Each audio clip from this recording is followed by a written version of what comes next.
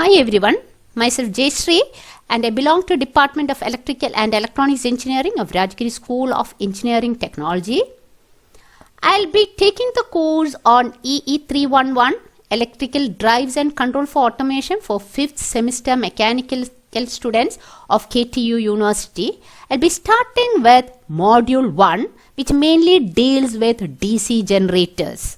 Moving on to the contents. Now, as an introduction, I will be dealing with what is an electrical machine, classification of DC machines, what is a DC generator, and the constructional details of DC machines, the stator as well as the rotor parts.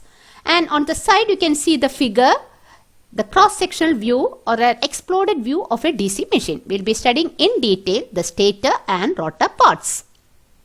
Now, what is an electrical machine? Electrical machines in general are energy converting device, and you can see the broad classification as DC machines, and under the DC machines you are having DC generator and motor. Under the AC machines you can see the classification as transformers, induction machines, synchronous machines, and even you are having special machines, and underneath that a few mentioned are the stepper motors and servo motors. Now, what is an electrical machine? As I told you, is an energy converting device. Except transformer, all other machines are rotating machines and they are electromechanical energy converting device. What is an electromechanical energy converting device? Take the case of a generator. What is a generator? A generator is a machine which converts mechanical energy into electrical energy. And what is a motor? A motor is a machine which converts electrical energy into mechanical energy. So, we'll be starting with DC machines. Now, DC machines, the construction is one and the same. Depending upon the mode of operation, a machine can be operated either as a DC generator or a motor. So, you can see the exploded view. You can see even the cut portion. Any rotating machine will have a stator as well as a rotor. Now, this we already discussed. A DC generator is a machine which converts mechanical energy into electrical energy. Being a DC machine, its electrical energy will be DC in nature. Mechanical energy is converted by the equipment into electrical energy. And what's a DC motor? It's a machine which converts electrical energy, which is DC in nature, into mechanical energy. Now, you already have studied a single loop generator in your earlier classes. And DC generator works upon the principle of Faraday's laws of electromagnetic induction. And according to this law, whenever a conductor cuts a magnetic field, dynamically induced EMF is produced in the conductor. And you can see in this diagram, these are permanent magnets. Generally, small machines do have permanent magnets, and very large machines, these magnets are electromagnets. And you can see a coil. The ends of the coil are terminated to two split rings. So, and over that you can see the brushes resting on them, and whenever the conductor or the coil is rotating within a magnetic field, an EMF will be induced in the conductor as per Faraday's laws of electromagnetic induction. And we call that as the dynamically induced EMF. And induced EMF in the coil or the conductors will always be AC in nature. What's the reason? Because it is coming under the influence of North Pole and South Pole. So, generally the EMF induced in the coil or conductor will be AC in nature. But being a DC generator, we want DC at the external circuit. So, the function of commutator or the slip ring as well as the brushes is to convert AC induced EMF in the coil or conductor into DC to the external circuit. So, this will be the output available across the load in the case of a single loop DC generator. You can see that it is not AC but it is a pulsating DC. So, the output of a single loop generator will be a pulsating DC. But in a very large machine, there will be several coils, and the output of several coils, the resultant of the several coils will almost be a pure DC. So, this is a basic function of a DC generator. It works upon the principle of Faraday's laws of electromagnetic induction. Now, how can you find the direction of induced current? You might have studied Fleming's right hand rule. Take your right hand, stretch your thumb, forefinger and middle finger in mutually perpendicular directions. If the forefinger indicates the direction of the field, thumb indicates the motion of the conductor. Now the second finger indicates the direction of induced current. So you can apply Fleming's right hand rule in order to determine the direction of induced current in the case of a DC generator. So it is a dynamically induced EMF. Why dynamically induced EMF? Because it is obtained due to the EMF is induced due to the rotation of the coil within the magnetic field. Otherwise, this dynamically induced EMF can even be called as a rotational EMF. So the figure represents a single loop DC generator and its output. Now, as we have seen earlier, you need a magnetic system, and the magnetic system can be a permanent magnet or electromagnet. In this figure, you can consider this as a permanent magnet, and you can see a system of conductors. And if both are stationary, no EMF will be induced in the conductors. So the essential requirement is that there should be relative movement between the system of conductors and the magnetic system. In DC generators, the magnets are stationary and the conductor will be rotating within the magnetic field. So whenever there is relative motion between the magnetic system and system of conductors, definitely EMF will be induced in the conductors.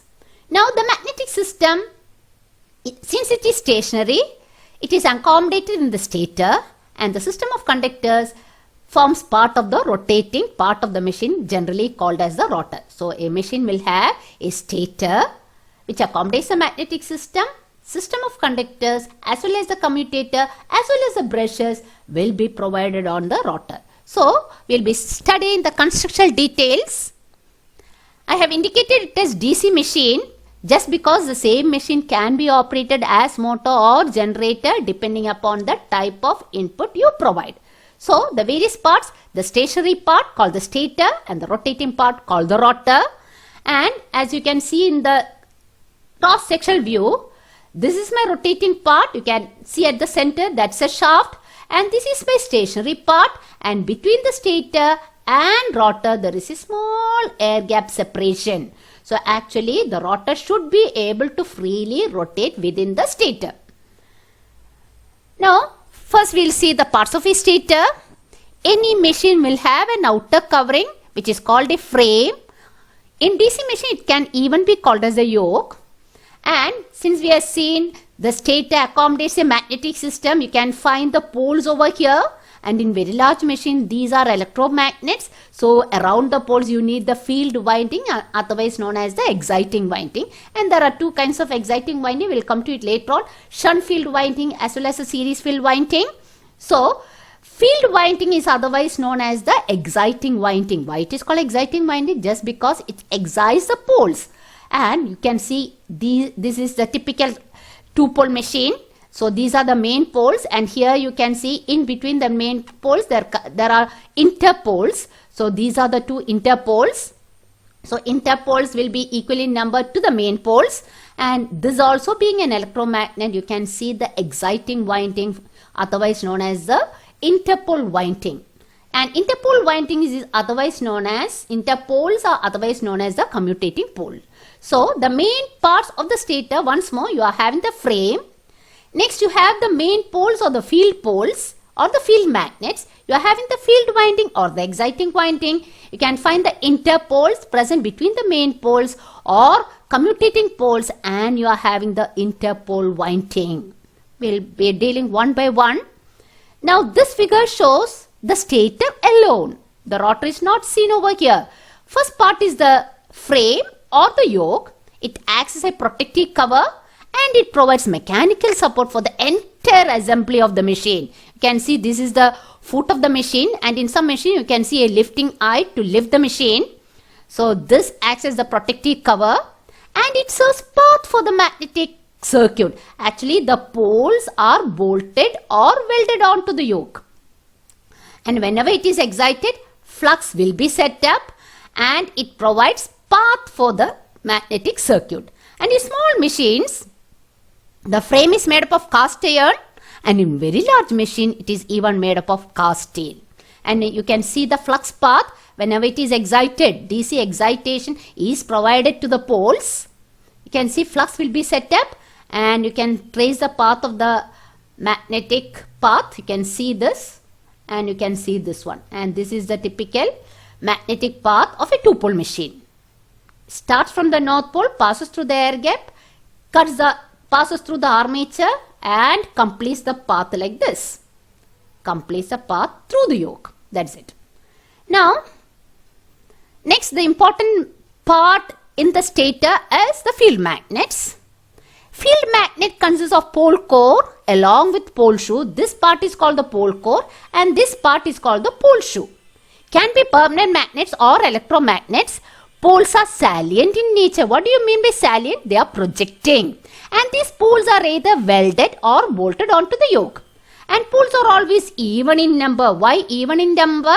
Because whenever you have a north pole, you need a south pole in order to complete the magnetic path. So always poles are even in number and they form a heterogeneous field system. What do you mean by heterogeneous field system? So if you find a north pole adjacent to it, you can find only a south pole. Whenever you are having a north pole, you need a south pole. Now the poles are laminated in nature. Why laminated in nature? In order to reduce the eddy current. And the thickness of the lamination is of the order of 1 to 1.2 mm. And it is made of silicon steel to reduce the hysteresis loss. Now portion of the core near the air gap is made wider and that portion is called the pole shoe. What is the very function? It spreads the flux. That is one function, and the second function, it provides supports for the field winding. So you will study later there are two kinds of field winding. One is the series field winding and next is the shunt field winding. Both are present around the pole core. So the function of the pole shoe is to spread the flux and it provides supplies for the field winding. Now, you are having the field winding, otherwise known as the exciting winding. The windings are generally made up of copper. When energized with DC, it electromagnetizes the poles and it provides the working flux. And all the windings are connected in series. You can see over here, in this machine, you are having two field windings and these two field windings are connected in series. Now, you are having the interpoles, otherwise known as the commutator poles. Why commutator poles? Means it produces sparkless commutation that we'll study later. Now, why it is called interpoles? Because it is provided in between the main poles. You can see these are the two interpoles present between the main poles. Now again, similar to the main pole, they are fitted onto the yoke. The number of interpoles will be equal to the number of poles. Flux produced by the interpoles reduces arc in during commutation. What is commutation? We'll study in the later topics. So these are the interpoles. So along with interpoles, you are having the interpole winding. The hatch ones are the interpole windings or the commutator field windings. These windings are also connected in series and which are in turn connected in series with the armature. We'll see later on. Now what's the main function? It electromagnetizes the interpoles and generally it is made with few turns and that too with thick wire. So we have done with the stator parts. Let us recall it once more. You are having the yoke. You are having the main poles along with the exciting winding.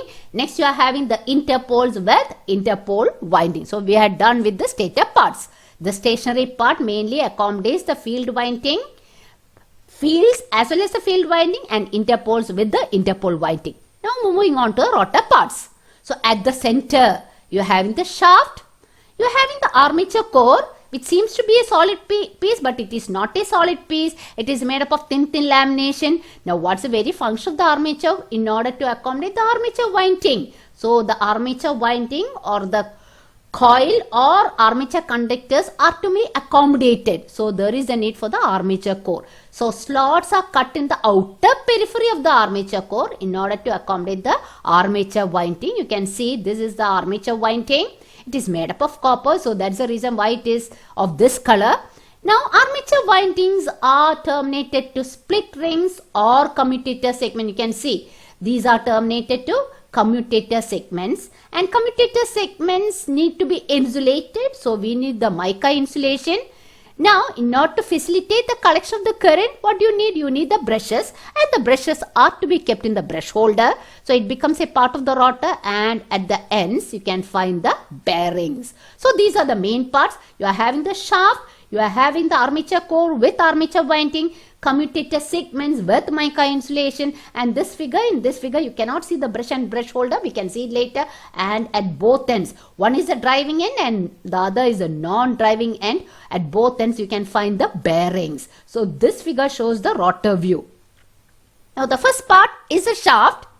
What's the main function? The shaft transfers mechanical energy to and from the machine. The main function is to provide mechanical support to the armature, not alone to the armature but to the commutator also. This is cylindrical in shape, this is also cylindrical in shape. The rotor assembly is supported and allowed to rotate freely by two bearings fitted between two end covers and the shaft. So you can see in this figure, you can see the central shaft. It is cylindrical in shape and it is solid. Now you are having the armature core with armature winding. What's the very purpose? The very purpose of armature core is to rotate the conductors within a uniform magnetic field provided by the field magnets. Now the core is cylindrical in shape, as you can see in here, and laminated to reduce eddy current loss. And the thickness of the lamination will be very little, 1 to 1.2 mm, and it is made up of steel with a certain percentage, 5% of silicon to reduce the amount of hysteresis loss. Eddy current loss and hysteresis loss can together be considered as the iron loss or the core loss. Now slots are cut in the outer periphery of the core to accommodate the armature conductors or winding. So this, you can consider this as armature core and the winding. And the next part is the commutator segment. What's the very function of the commutator segment? The function of the commutator is to facilitate the collection of current from the armature conductors in the case of generators. Now, the EMF induced in the armature conductors of a DC machine is alternating EMF. Already discussed, the commutator helps in converting this alternating EMF into a direct one to the external circuit. So, the commutator along with brushes can be treated as a mechanical rectifier. Now, you can see in this diagram, the ends of the conductors are terminated to commutator. Closer view, you can see the conductors are terminated to commutator segments, and in between the commutator segments, you can see the mica insulation. The commutator segments are made up of copper segments or even strips arranged side by side to form a ring, and in between you can find the mica insulation. So this is an exploded view of commutator with mica insulation. So moving on to the next part, you are having the brushes to facilitate the collection of current. So the brushes collect the armature current from the commutator segments and supply to the load in the case of a generator. We are studying the construction of DC machine, and as I told you earlier, the same machine can be operated as motor or generator, or it feeds the current into the commutator segment in the case of a motor. Now the brushes are made up of graphite or carbon or an alloy of graphite and carbon, or in very large machine the brushes are even made up of copper, and generally they are rectangular in shape. Now the number of brushes depends upon the magnitude of the current. Now you can see the brush arrangement over here. Brushes are held on a brush holder. Now a flexible copper wire called pigtail conveys the current to the brush holder. So you cannot see that, I will show in the next diagram. Brush holder is open at both ends and is mounted on a spindle, and the brushes can slide on a rectangular box. The brushes are made to bear down on the commutator, or you can see it rests on the commutator with the help of a spring whose tension can be adjusted by a lever. So you can see the arrangement over here. This is my commutator. This is my brush holder. You can see the pigtail, and this is my carbon brush holder. There is a spring over it. There is a lever also, adjustable lever to adjust the tension. Now here the figure shows graphite brushes. Usually the number of brushes will be equal to the number of poles. Now what are the essential properties of brushes? It should have good, since it facilitates the collection of current, it should have good electrical conductivity.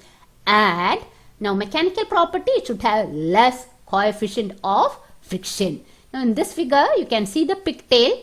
This is my brush holder, and this is the spring, adjustable spring, whose tension can be adjusted. Okay, that's it. Now, you know the bearings are very much necessary. Now, what's the function of a bearing? What are the functions of bearings? To locate the rotor and to provide the mechanical support, to maintain the air gap small and consistent, or else you can say the air gap has to be maintained uniform throughout. Now, to transfer the loads from or to the shaft and should be capable of withstanding heavy loads while operating. Now, the last function should be able to operate at low and high speeds with minimal frictional losses. For smooth function of the machine, the shaft should be properly aligned and completely balanced. Very important. For smooth function, this proper alignment is necessary and proper balancing is necessary. Now, there are different kinds of bearing. The standard bearings are deep groove ball bearings, angular contact ball bearings, and the cylindrical roller bearings. And this is mainly used for heavy duty machines, and the ordinary machines, medium capacity machines, we generally use ball bearings. Now you are having even special electrically insulated bearings. They have coatings on the outer rings with electrically insulated layer for a breakdown voltage up to 1000 volts. So this is the last step, special bearings with electrically insulated layer. So bearings. Now that's regarding the rotor parts. So we have seen the rotor parts. Which are the rotor parts? You are having at the center, you are having the shaft. Next you are having the armature core with armature winding. Next you are having the commutator segments with mica insulation, brush with brush holder, and finally you are having the bearings. Now you can see the cross-sectional view. At the center you are having the shaft, the sectional view. You are having the armature core. You are having the main field pole 2. You can find the interpoles. This hatched one is the main pole winding, and this is my interpole winding. You can see this as the commutator, and brush with brush holder with the pigtail. And finally you can see the fan also. On one side you can see the fan. What's the very function of the fan? Not to cool the machine, not to take away the heat while the machine is operating to the external medium. So on the frame you can see the ventilating holes also. This is called the base or foot of the machine, and this is the lifting eye. So this is a sectional view. It contains both stator as well as the rotor. Now the reference books can have Electrical Machines by D.P. Kothari and I.J. Nagrath. You can also refer Electrical Machine by very good book, Dr. P.S. Bimbra, standard book. Principles of Electrical Machines, it's much simpler book, V.K. Mehta and Rohit Mehta. A textbook of Electrical Technology by B.L. Tereja and A.K. Tereja. And even you can view NPTEL videos. Electrical Machines, Module 6 and 7, lectures by Professor G. Bhuvaneshwari of IIT Delhi. And even you can view the NPTEL video, Electrical Machines 1, week 7 and 8, lectures by Professor Tapas Kumar Bhattacharya of IIT Kharagpur. That's all for lecture 1. Thank you.